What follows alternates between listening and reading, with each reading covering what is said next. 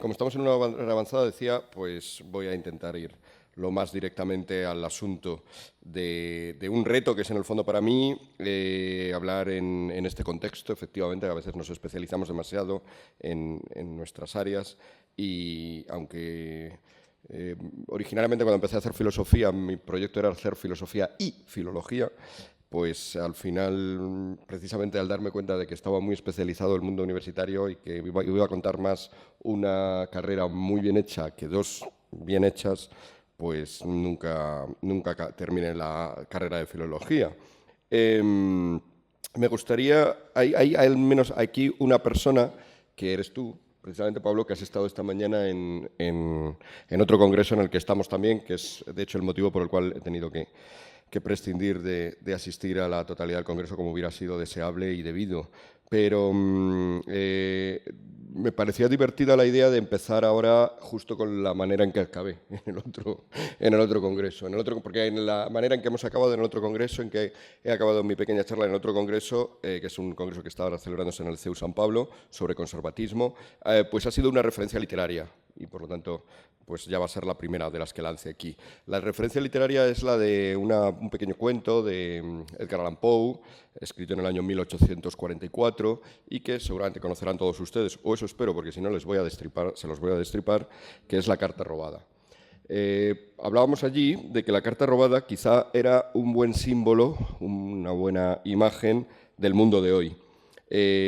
Durante mucho tiempo, o más concretamente a partir de que Neil Postman publica su texto sobre divertirnos hasta la muerte, se produce una especie de debate en este mundo post-humano, post-divino, que ha presentado Pablo. Se produce un debate sobre cuál es la amenaza que tenemos, hacia qué distopía nos estamos conduciendo. Si el que tiene la razón sería George Orwell, con 1984, o la tiene quien fue, curiosamente, su profesor de francés durante un pequeño periodo, que es Aldous Huxley con Un mundo feliz, ¿no?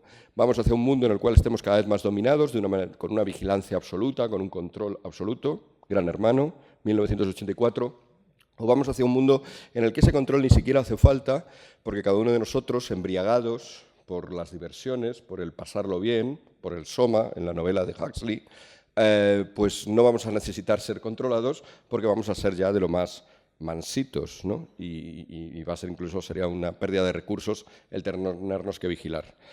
Esa polémica, decía yo esta mañana, y digo ahora aquí, para retomar el hilo, que aunque es muy interesante y creo que nos ilumina mucho, de hecho no son incompatibles las dos distopías, podríamos tener parte de una y parte de otra, pero quizá más que cualquiera de esas dos obras literarias sea la que citaba al principio, La carta robada, la que, a mi humilde juicio, mejor refleja nuestra condición. En el mundo de hoy, bueno, La carta robada, repaso brevemente el argumento. Se ha perdido una carta, no se ha perdido, se ha escondido una carta que contiene unas declaraciones de la reina de Inglaterra absolutamente que podrían trastocar completamente la geopolítica o la política de su país, y se sabe que la tiene una persona que está chantajeando con esa carta al Reino Unido. Se sabe que además esa carta la tiene cerca de sí porque la tiene que sacar en cualquier momento en el caso de ser apresado, en el caso de ser atrapado, y que por lo tanto está en su despacho. Sin embargo, como muchos investigadores, la ciudad de París investigan, buscan, revuelven ese despacho y no lo encuentran. Recorren prácticamente cada centímetro. Finalmente llega Dupin, el investigador clásico de los cuentos de Edgar Allan Poe, y encuentra la carta en el lugar. ¿En qué lugar? Pues en el lugar donde suelen estar las cartas, en el escritorio, delante del sitio donde se escribe y donde se dejan ahí las cartas recién escritas. La carta estaba en el lugar más obvio de todos, y justo por estar en el lugar más obvio de todos, nadie había mirado ahí. Nadie pensaba que una carta tan importante se hubiera escondido en el lugar más visible.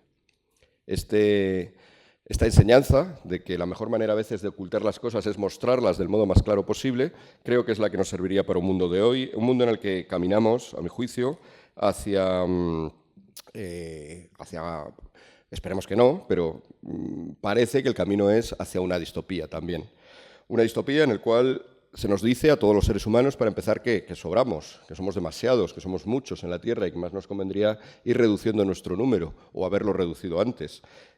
Con argumentos ecológicos, sobre lo sobrecargada que está la población, que un día nos da Jane Goodall, otro día nos da Bill Gates. Los personajes que nos van aleccionando sobre ellos son diversos, y también no solamente con esa predicación, sino también con la puesta en marcha de medidas que facilitan el que salgas o el que no entres en este mundo, ¿no? La progresiva legalización o incluso fomento y propaganda del aborto, por un lado de la vida, por el lado inicial, y por el otro lado pues también la legalización y también poco a poco fomento o incitación a la eutanasia, ¿no? Al salir cuanto antes de aquí, sobre todo si no estás siendo productivo, si no estás aportando, sino que solo estás consumiendo en este mundo sobrecargado, como digo, de gente donde, según ellos, somos demasiados. Pero además, en ese periodo escaso que se nos queda, porque además el aborto ya empieza incluso a proponerse que sea infanticidio en los primeros meses, y por lo tanto parecería que dentro de poco el plazo entre cuando podemos ser matados por demasiado jóvenes o podemos serlo por demasiado mayores o enfermos cada vez es más estrecho.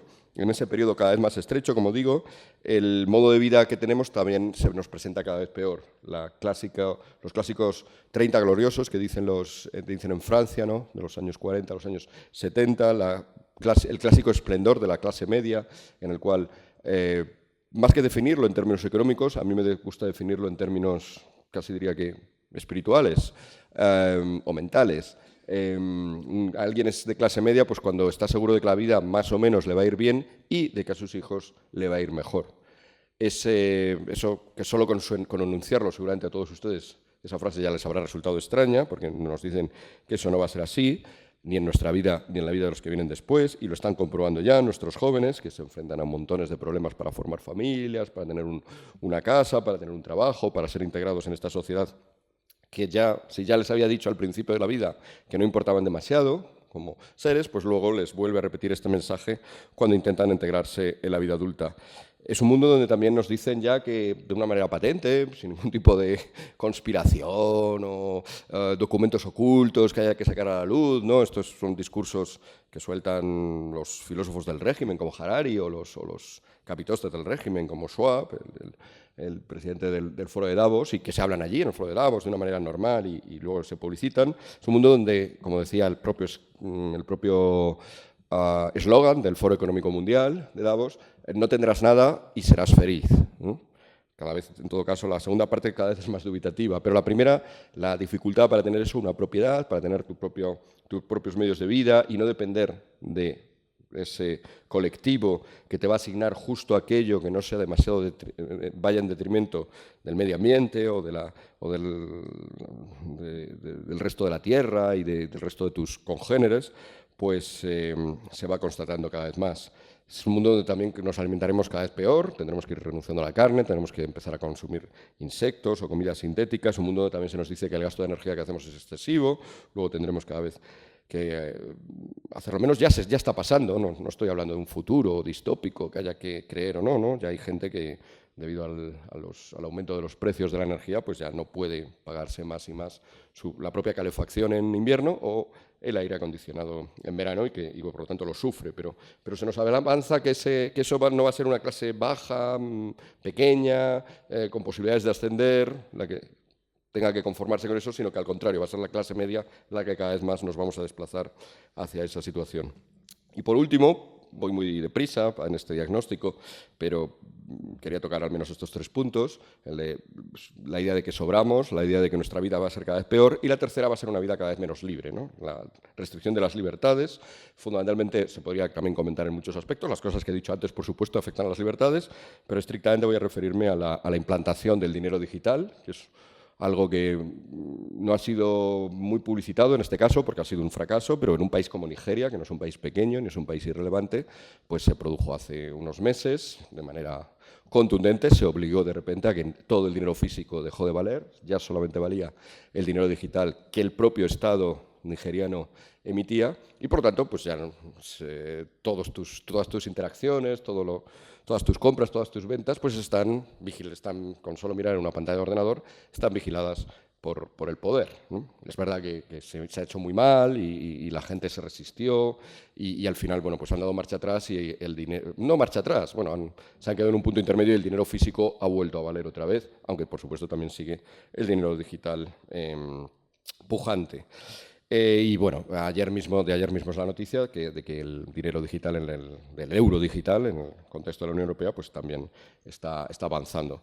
Esa es una de las pérdidas de libertades más significativas. La otra, que está muy bien hablar de ella en una facultad de la palabra, como es la Facultad de Filología, pues es la libertad de expresión, que creo que también es patente que cada vez se restringe más, ¿no? Hay más colectivos, hay más imposición de límites a esa libertad de expresión que al final no te dejan expresar las ideas si vas a ofender a cualquier persona o va a sentirse dañada cualquier persona por tus palabras, justo aquello que, una de las cosas, en mi opinión, para las que sirve expresarnos, ¿no? que es desafiarnos y sobre todo en ámbitos universitarios. Por cierto, la universidad, como ya saben, especialmente estadounidense, pues sufre de un déficit también en este sentido. En suma, ese mundo, como digo, yo creo que es muy visible, no he revelado probablemente nada, he dicho probablemente solo obviedades, incluso noticias de ayer mismo, pero aún así no parece que genere una gran reacción, no parece que genere una gran oposición, no parece que genere rebeliones en las calles, que por otra parte no servirían para nada, porque sería salir a la calle, no sé, combatir contra el euro digital es como una cosa un poco absurda, ¿no? No sé dónde estaría el Palacio de Invierno del euro digital o de lo políticamente correcto. En ese mundo, y ya voy al tema específico del Congreso, en ese mundo, ¿cuál es el lugar en el que queda Dios? ¿Cuál es el lugar donde se desea que quede? ¿Ya va quedando o ya está ahí? Evidentemente aquí tendríamos que distinguir entre dos ideas de Dios, dos imágenes de Dios. La idea de Dios como que nos transmite las religiones, que nos transmite entre ellas en Occidente fundamentalmente el cristianismo, claro, un Dios con forma humana, antropomórfico, un Dios que está implantado en las tradiciones y un Dios que tiene un montón de contenidos de revelación concretos, que tiene un montón de historias que contarnos y que él mismo ha participado en historias y que por lo tanto también puede inmiscuirse en nuestras historias personales. Ese Dios no es que haya una, de nuevo, no estamos ante... En este sentido no estamos muy ante un 1984, ¿no? Estamos ante una prohibición de ese Dios o una persecución de todo el que crea de esa manera. No se mete en las cárceles o no se mete en catacumbas a quienes así lo consideran, pero sí que ahí se constituye todo un dispositivo para reducir a ese Dios al ámbito particular, al ámbito exclusivamente privado y que no moleste. Se prohíbe la molestia, ¿no? de quien tenga estas creencias, ¿no? Esta mañana, por ejemplo, hablábamos de la cuestión del aborto, ¿no? Yo creo que es significativa. Tú puedes en tu casa estar en contra del aborto, de momento nos dejan, o no hacerlo tú, de momento nos dejan, pero no puedes, por ejemplo, expresarlo en la calle, no ya manifestándote, sino simplemente rezando delante de un abortorio. No se puede rezar en España, en las calles, ya, desde hace tiempo, y tampoco ha habido ninguna revuelta ni nada. O sea, hemos aceptado todos muy bien. Reino Unido es más grave porque ni siquiera se puede estar delante de un abortorio callados. Hay una mujer que fue detenida en febrero pasado, fue fichada por la policía y por suerte la denuncia ha decaído después de meses, hace poco, pero es simplemente por estar delante y la policía le preguntaba, ¿está usted rezando? Y ella decía, bueno, yo estoy aquí. Pues nosotros creemos que usted está rezando. O sea, que la vamos a denunciar por rezar mentalmente, ¿no? El crimen mental, eso sí, aquí sí, Orwell completamente, ¿no? El crimen mental de 1984.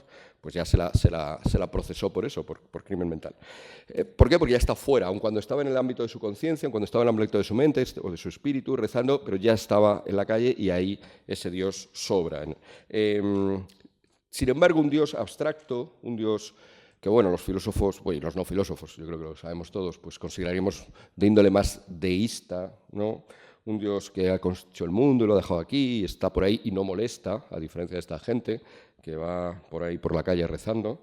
Ese Dios políticamente correcto, en suma, irrelevante, un Dios que coincide bastante bien con las ideologías predominantes de ahora mismo, porque es un Dios muy preocupado por el medio ambiente, por el cambio climático, ecologista, por las minorías, por minorías sexuales me refiero, por lo trans, por ese Dios que en el fondo viene a coincidir con nuestras propias ideas o las ideas mayoritarias de qué es lo bueno y qué es lo malo, ese Dios, por supuesto, se tolera, sí que es aceptado, ¿no? En tanto en cuanto se mantenga en esos límites. Y aquí viene mi segunda referencia literaria.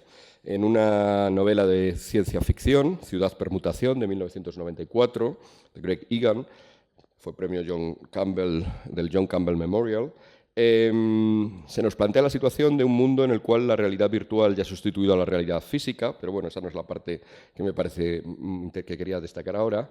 En ese mundo de realidades virtuales se ha establecido una iglesia, y es una iglesia de nombre muy largo, pero muy, por una vez, representativo, ilustrativo de lo que es. Se llama la iglesia del Dios que no representa ninguna diferencia.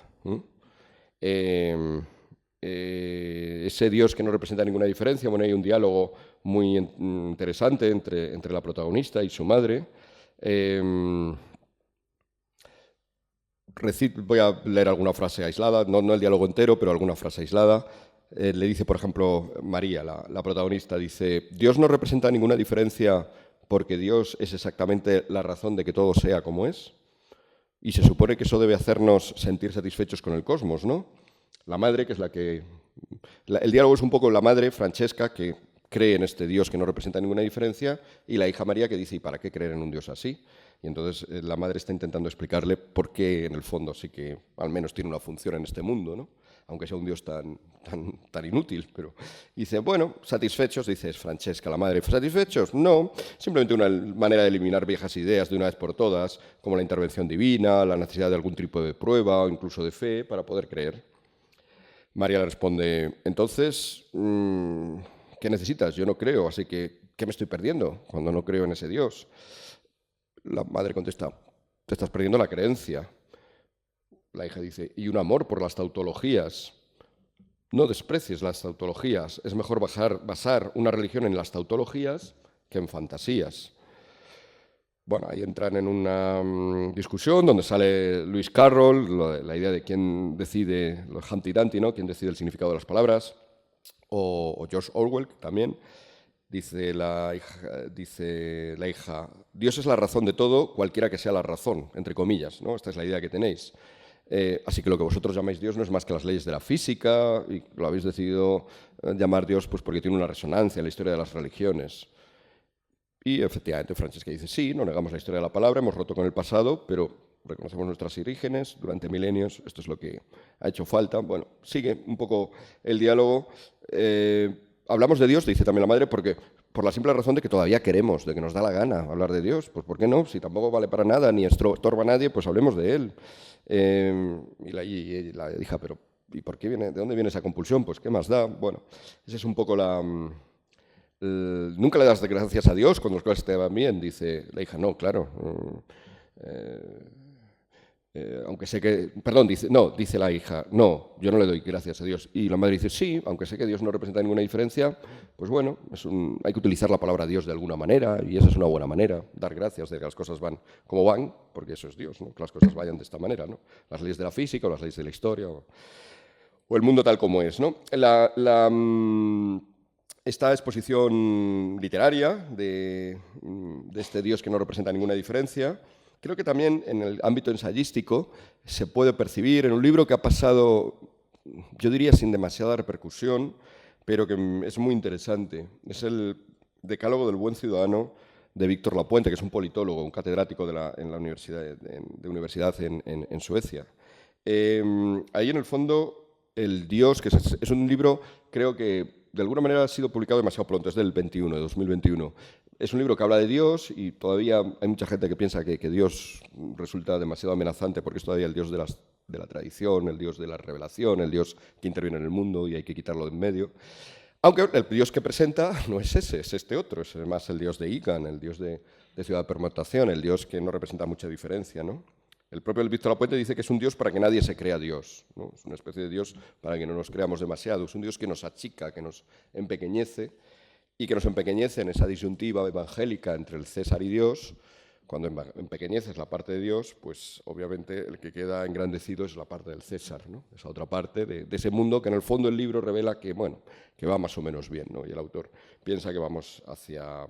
Hay gente que se resiste, hay gente revoltosa, hay populistas y estas cosas así sucias que a veces surgen por ahí, porque no entienden que el mundo, pues bueno, este mundo de paz, de concordia, con unas religiones privadas que no molesten demasiado, pues es el futuro deseable. Hablando de este Dios alicaído, este Dios debilitado, pues me resulta casi imprescindible, porque es un texto al que les llevo dando muchas vueltas desde hace más de un año, que es el de Chantal del Sol, titulado El final de la cristiandad o El fin de la cristiandad. Chantal del Sol especifica que para ella la palabra, lo que se acerca hacia su final es la cristiandad, no Dios, de nuevo. Dios puede quedar, seguirá habiendo gente que crea en Dios y bueno, pues Chantal no augura un final del cristianismo, que por otra parte en términos meramente de datos pues sería erróneo, porque el cristianismo, como saben, está creciendo en el mundo. Bien, es verdad que no en Europa ni en América, no en Occidente, pero en el global del mundo sí, tanto en términos netos como porcentuales, hay incluso un ligero crecimiento también, sino que en lo que ya habla es del final de la cristiandad, es decir, el final de una civilización, la nuestra, pues para que no parezca que hablamos de pueblos extraños, aunque cada vez lo parezca más, una civilización como la nuestra que hasta hace poco sí que estaba basada en esta revelación, sí que estaba basada en el cristianismo, sí que estaba basada en un Dios personal, un Dios concreto y además encarnado en una persona concreta, en Cristo, ¿no? Del Sol piensa que lo que viene después de la cristiandad, después cuando se acaba la cristiandad, es un mundo pagano, fundamentalmente pagano, en el cual adoraremos a nuevos dioses. Ella no piensa que vayamos a un mundo ateo, porque piensa que siempre hay un porcentaje de personas ateas, pero le parece imposible que toda la población, o la inmensa mayoría de la población, sea atea. Tampoco piensa que vayamos a un mundo, Chantal del Sol es francesa, y en esto entra en clara polémica, de nuevo, con una obra literaria, no ensayística o no filosófica, como es la de Michel Houellebecq, ¿no? La de Sumisión, ¿no?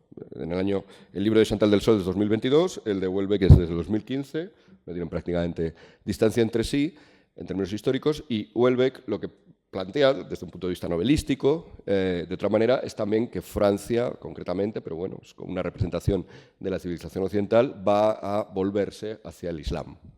Una vez perdida, también, en esto coincide el diagnóstico con Del Sol, una vez perdida nuestra herencia, nuestra raíz, nuestra identidad cristiana. Bien, yo creo que ese diagnóstico de Chantal, o sea, el diagnóstico inicial es bueno, la predicción de Chantal del Sol yo creo que es errónea, no creo que vayamos hacia un mundo pagano, porque una característica clara del paganismo, y que además no deberíamos olvidar, de todos los paganismos, pero también los nuestros, por así decirlo, el romano y el griego, ¿no? Esas dos raíces de Atenas y Roma de las que venimos, junto con Jerusalén, nuestros paganismos y el resto de los paganismos, el mesopotámico, el egipcio, el azteca, el resto son civilizaciones en las cuales la crueldad ejerce una función muy importante. Aquí tengo que citar también un libro también del año pasado, de Alejandro Rodríguez de la Peña, compañero de Pablo en CEU San Pablo, Imperios de Crueldad, que muestra bien esta diferencia, ¿no? entre Roma, entre Grecia, entre ese mundo pagano donde la crueldad está al orden del día y donde las reticencias que yo he expresado antes, por ejemplo, sobre el aborto o el infanticidio no se entenderían, porque de hecho se practicaba habitualmente el infanticidio. Sí, y el mundo nuestro, el mundo cristiano, ¿no? La cristiandad, ¿no? Nuestra civilización. ¿Significa esto que soy del equipo Houellebecq, del team Houellebecq? No, o sí. Creo que la cuestión está debatida. No tengo una bola de cristal con la cual predecir lo que va a pasar. Sí que creo que uno de los elementos de los que están socavando nuestra civilización, aunque se note más en algunos países como Francia y en otros menos, en España, puede ser el Islam. Una alternativa a nuestra civilización obvia es el Islam, está al lado, la propia España se ha creado de alguna manera en confrontación con ello.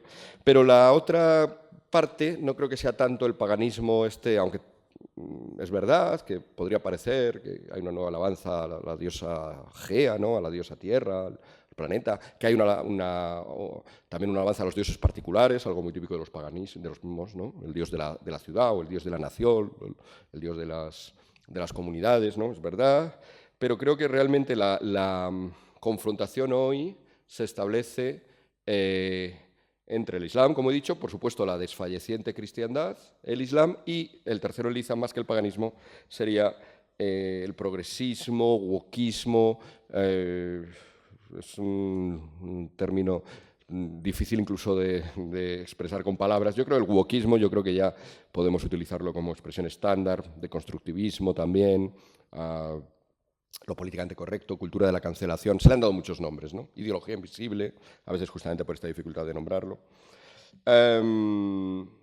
Este wokismo, ¿en qué se diferencia del paganismo? Para mí la diferencia esencial, histórica además, creo que aquí, con todos mis respetos, tenemos un buen argumento frente a Chantal del Sol, es que la historia nunca vuelve hacia atrás, la historia siempre es una herencia de la herencia, de herencia, de herencia.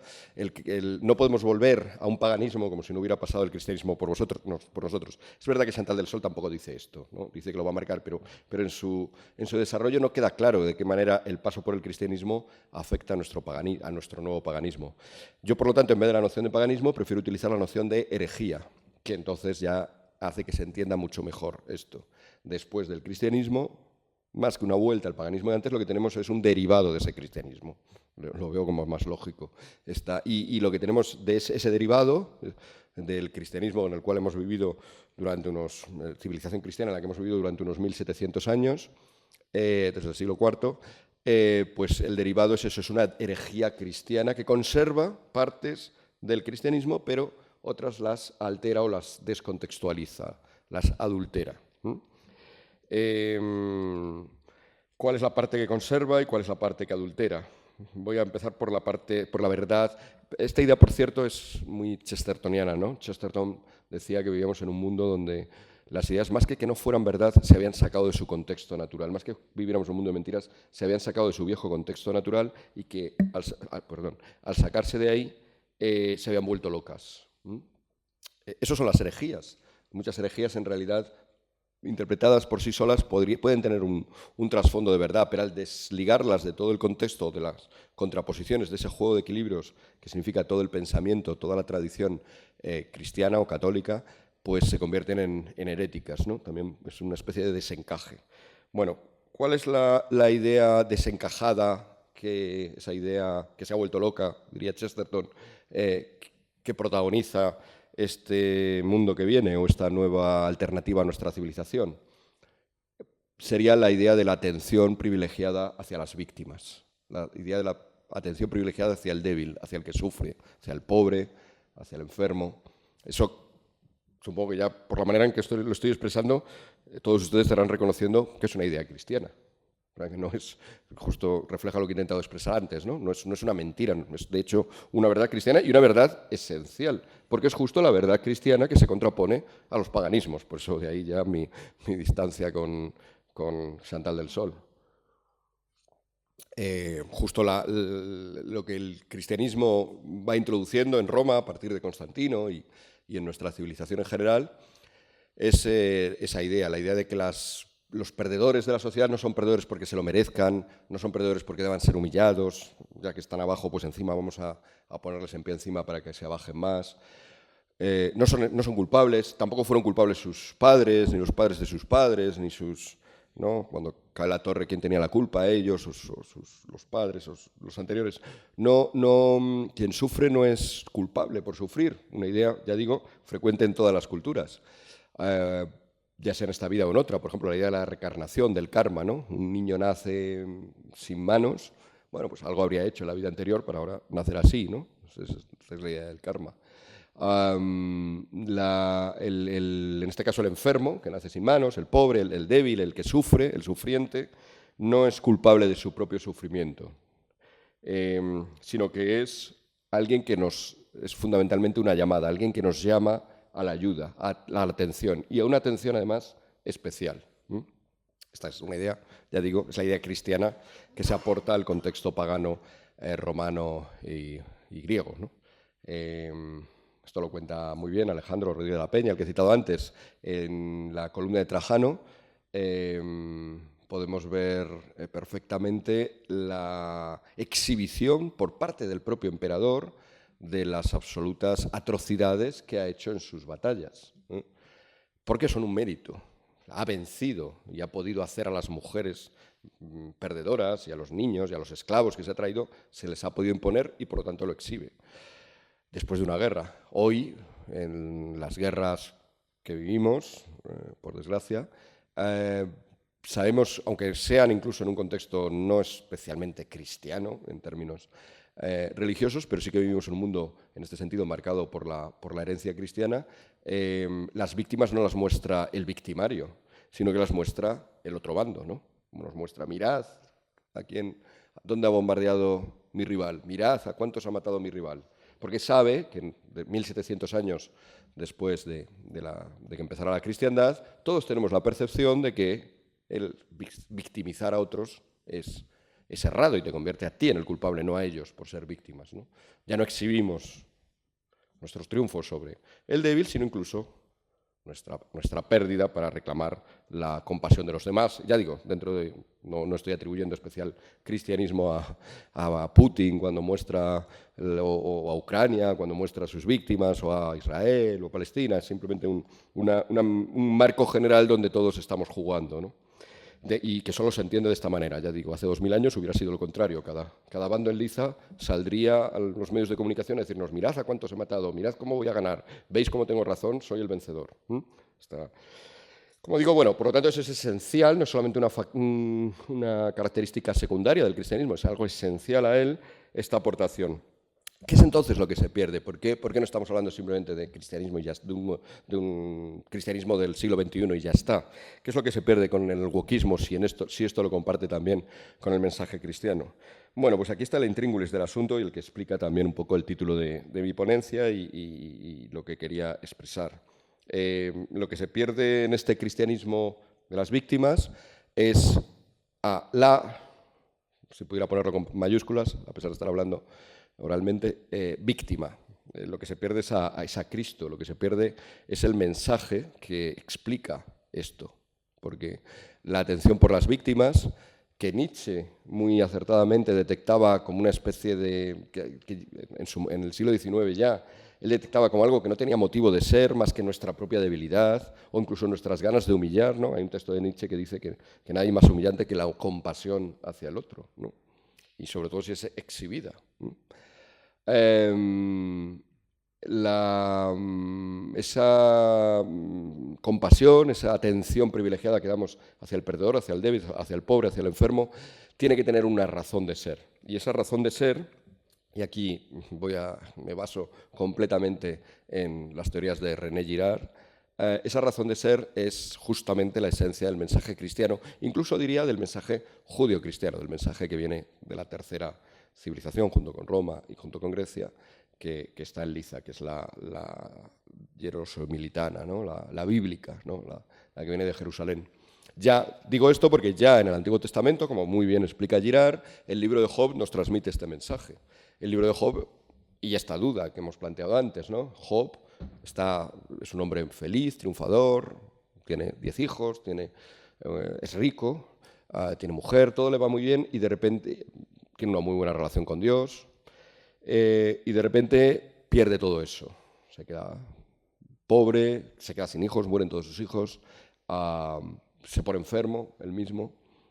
A la mujer no la pierde, pero la mujer casi le supone un tormento más, porque junto con 3 amigos, durante el libro de Job, atormentan a Job diciéndole, si te ha pasado esto, será por algo que hiciste, serás culpable. La vieja idea, la idea que he descrito antes de todas las civilizaciones, ¿no? Al que le va mal, será porque se lo merece y porque es su culpa.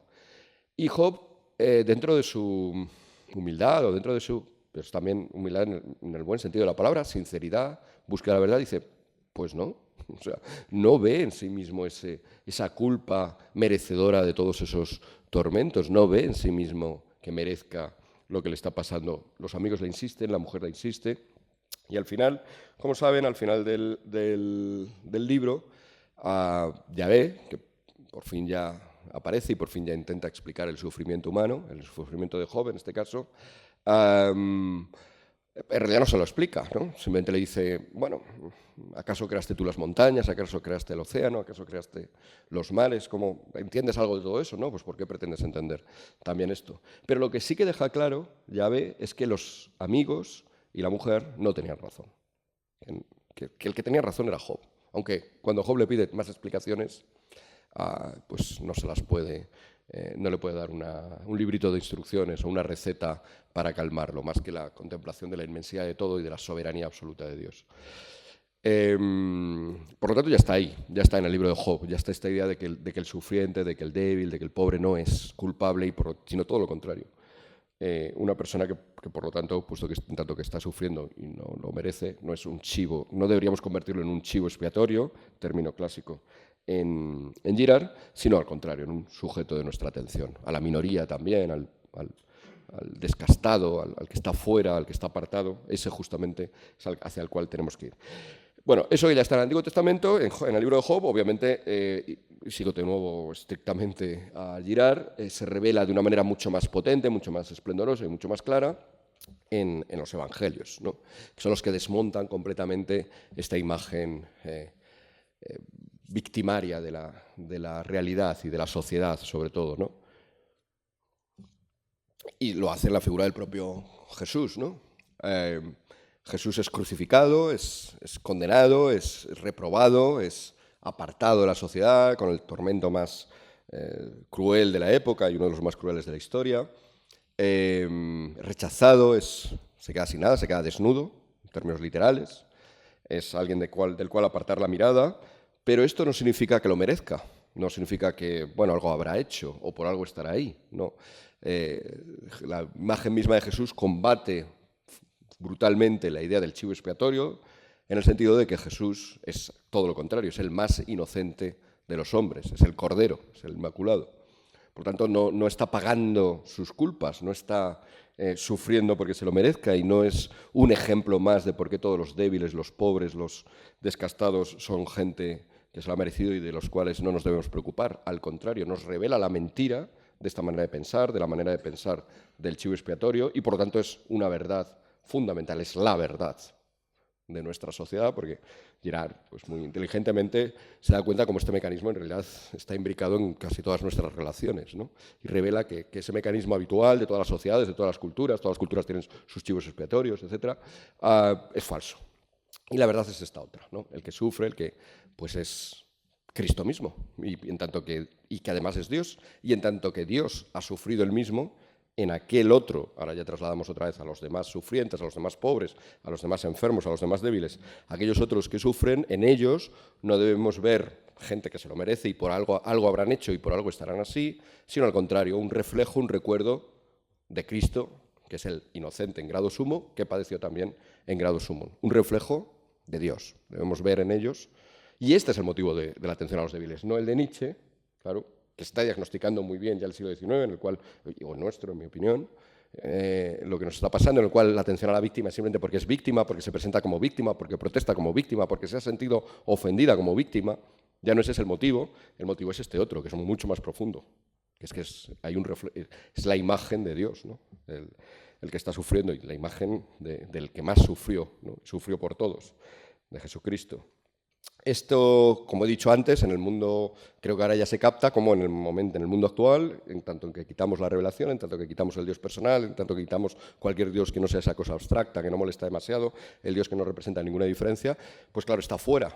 Y al estar fuera, esta verdad esencial, pues la verdad de la muerte y resurrección, al quitar esta verdad esencial del cristianismo, ya la otra que dije se queda loca. Se queda esta herejía loca y ya nuestra atención a las víctimas es meramente una atención a ellas, por lo que he dicho, porque se presentan como tales, porque protestan mucho, porque políticamente sale bien, porque, bueno, o no las atendemos, pero también por motivos simplemente de que hemos perdido ya nos negamos a atenderlas, pero nos plantamos ya en una posición también probablemente anticristiana, porque no se sabe expresar por qué.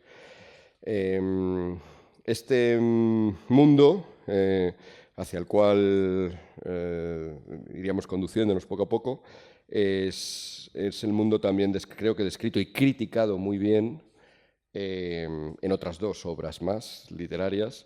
Bueno, está bastante bien expresado en términos filosófico-teológicos muy particulares en un autor medieval, Joaquín de Fiore. Y ahí está expresado en términos positivos, curiosamente. Joaquín de Fiore, un monje peculiar, pensaba que la historia del mundo había atravesado por tres etapas: la edad del Padre, la edad del Hijo y la edad del Espíritu. La edad del Padre había sido una edad en la cual la religión meramente era, sobre todo era castigo, era la edad del Antiguo Testamento, era sobre todo un padre que castigaba, que controlaba, que dominaba. La edad del Hijo es la edad a partir del nacimiento de Jesús, que es el momento de la fe, el momento de la creencia, y eso organiza toda la sociedad. Pero debíamos ir a un mundo donde ya no hubiera ese Dios castigador, pero tampoco el Dios de la fe, el Dios del Hijo, sino un mundo, la tercera edad, del espíritu. Es un mundo en el cual habría una especie de amor universal, es una cosa como muy New Age, pero es que realmente el propio Joaquín de Fiore, si hubiera existido el inglés, si hubiera entendido inglés en esa época, pues ¿estás hablando de una nueva era? Sí, la era del espíritu, ¿no? Era donde todos, bueno, pues esto, lo que estamos describiendo, ¿no? Pues donde hay que cuidar a las víctimas, no hay que molestar demasiado con tus creencias particulares, hay que adecuarse pues, a un orden que a todos nos venga en esta especie de concordia tontorrona, en la que aceptamos un poco todo y nos hacen cosas, pero tampoco protestamos, porque hay una especie de idea de que hay que llevarse bien o de no molestar demasiado, una compasión degradada que veía Nietzsche, que organiza toda la sociedad, ¿no? Estoy criticándole, obviamente, en Joaquín de Fiore todo esto se presenta con tonos positivos. Donde sí se presenta ya con tonos negativos, muy bien, es en las dos obras que iba a decir ya mucho más recientes, ¿no? Estoy pensando en el libro Tres diálogos y el relato del anticristo, concretamente en esto último, el relato del anticristo, de Vladimir Soloviov. Es un libro escrito entre 1899 y 1900. Y ahí la historia nos cuenta prácticamente un mundo pues, que nos suena muy familiar, a pesar de que hayan pasado 124 años. Se ha constituido un poder mundial, que es un poder mundial del amor, de la compasión, de la comprensión. Es una cosa muy, muy agradable, muy atractiva, aparentemente muy cristiana, diríamos incluso. Pero con ese poder, ¿no? Que perfectamente podría ser eso, un gobierno mundial, pero con un requisito. Y es que el que organiza todo eso, el líder, que está al mando de todo eso, solamente hay una cosa que no tolera en medio de ese mundo, que es Cristo. Porque de hecho, él es el anticristo, ¿no? El anticristo no es meramente un diablo, un demonio, un malvado, un villano de película que sale y que lo vemos muy malvado y tal, sino que, como implica la propia etimología de la palabra anticristo, la palabra Cristo tiene que estar ahí, tiene que ser alguien que se parezca muchísimo a Cristo, tiene que ser casi lo mismo, pero en contra de él, anti. Yo creo que ahí Soloviov ya está describiendo, ya digo, es impresionante, hace 124 años está describiendo nuestro mundo, ¿no? Nuestro mundo, este cristianismo debilitado, que diría Bátimo, con quien es verdad que recientemente fallecido, en paz descanse, con el que pasé 2 años de mi vida profesional como becario suyo. Bueno, pero ya está en Bátimo, pero bueno, Bátimo es mucho más reciente, y Bátimo está en términos positivos, como en Joaquín de Fiore, y de hecho uno de los antecedentes que veía Bátimo de su obra era la Joaquinita. Pero en Soloviov, mucho antes, como digo, ya está criticado. Poco después, 1900, el relato del anticristo, en 1907, el monseñor Robert Benson publica Señor del Mundo, que de nuevo vuelve sobre esta idea. Es realmente, no sé, a ustedes que son filólogos, les invitaría a intentar entender qué estaba pasando en aquellos momentos. Supongo que es también un momento parecido, ¿no? En donde todavía no había llegado la Primera Guerra Mundial, y una cierta sensación positivista de que el mundo avanza, de que la civilización avanza, que la ciencia nos va a conducir, la técnica nos va a llevar a un mundo mejor, entonces empiezan a sobrar todas las demás cosas, armonía, paz universal, gobiernos mundiales, señores del mundo, pero de nuevo, en el caso de Benson, de nuevo es fuertemente crítico de todo esto, ¿no? Bien, quería terminar ya, y pasamos al turno de preguntas, con una pequeña luz de esperanza, ¿no? Después de esta descripción. ¿Qué solución o qué alternativa hay en todo esto? Y dentro de mis limitadísimas capacidades. Y lo voy a hacer refiriéndome también a otra obra literaria que, por lo que he visto al llegar, he creído ver que se estaba comentando aquí también, que eran los hermanos Karamazov, ¿no? Era justamente al hablar del Starets. Pero me voy a fijar en la leyenda del Gran Inquisidor. En la leyenda del Gran Inquisidor, de alguna manera, que supongo que todos conocen, ¿no? Ha llegado Jesús, vuelve a la España del medieval y va caminando por ahí por las calles y naturalmente el inquisidor, inmediatamente el Gran Inquisidor de Sevilla, le apresa porque eso no puede ser que esté por ahí de nuevo una figura tan revolucionaria, tan inquietante, tan rompedora. Pero le apresa y quiere hablar con él. Y además habla con él de una manera muy, muy sincera. Y yo creo que en ese diálogo, que debo confesar que yo siempre había interpretado más, por utilizar el término joaquinita, más bien en términos de la edad del padre.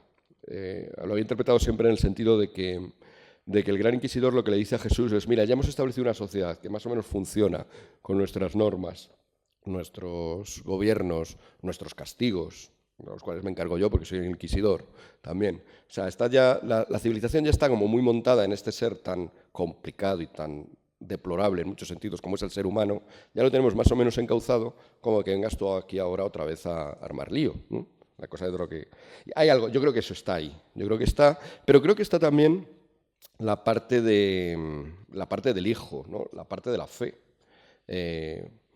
Y el inquisidor, en el fondo, lo que le está diciendo es que, bueno, que ya se ha adaptado la fe cristiana, en ese momento, ya se ha ido modificando, ya se ha ido para que sea funcional a ese mundo que he descrito, a ese mundo, a esas instituciones, a esos castigos, a esos gobiernos, y que, bueno, pues la gente, cuando lo pasa demasiado mal, o tiene demasiadas exigencias, o tiene demasiados miedos, pues acude a la iglesia más o menos le consuela, porque es una cosa que, bueno, mediante la fe, ¿no? Bueno, tranquilo, soporta esto, en la próxima vida pues ya te irá mejor.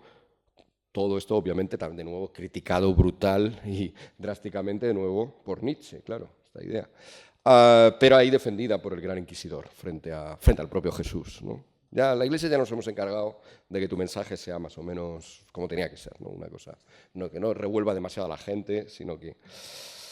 y bien, ¿cómo termina la historia? Pues como saben, Jesús, que escucha en silencio todo este discurso justificatorio del Gran Inquisidor, se acerca y le da un beso. El Inquisidor se va y deja la puerta abierta